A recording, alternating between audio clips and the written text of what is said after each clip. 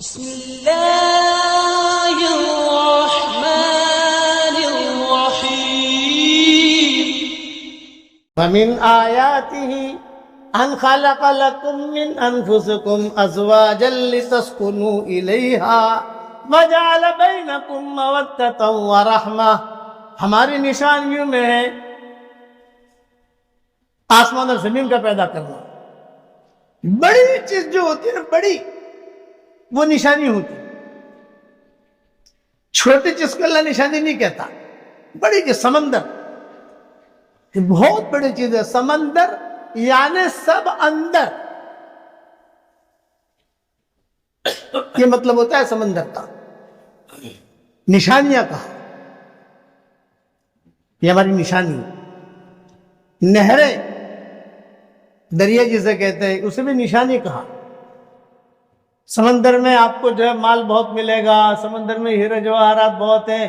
اسی لیے علماء نے لکھا ہے سمندری راستے سے جو آدمی تجارت کرے گا وہ بہت حلال مال پائے گا. سمندری راستے کا مطلب کیا؟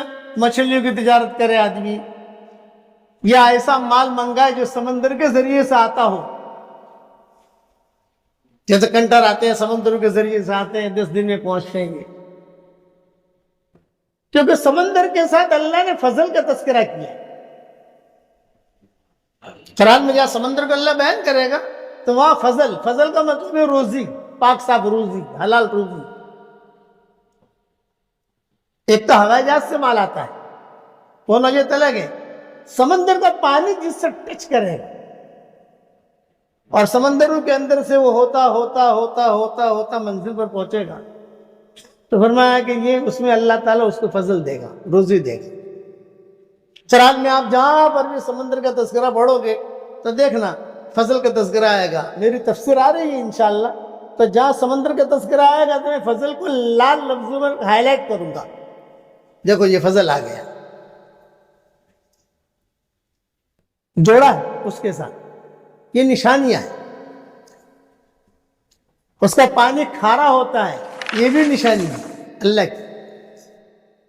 اور نہروں کا پانی یہ کہ میٹھا ہوتا ہے، یہ بھی نشانی ہے. اس سے زمینیں تر ہوتی ہے، اس سے باغات چلتے ہیں. سمندر کے پانی سے جو ہے باغات وجود میں نہیں آتے. کوئی آدمی خواب میں دیکھے کہ میرے گھر میں سمندر کا پانی آیا، مطلب کہ اس کا گھر تباہ ہو جائے گا. یہ تعبیر سے،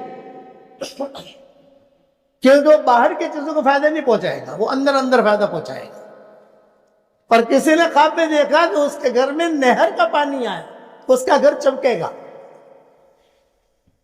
یہ دونوں کی تعبیر الگ الگ لکھی ہے علماء نے، کہ دونوں پانی. اسی طرح سے کنویں کا پانی، عام طور سے یہ 3 پانی ہوتے ہیں نا، سمندر کا پانی، نہر کا پانی، کنویں کا پانی. یہ سب نشانیاں کہا، اس کے تذکرے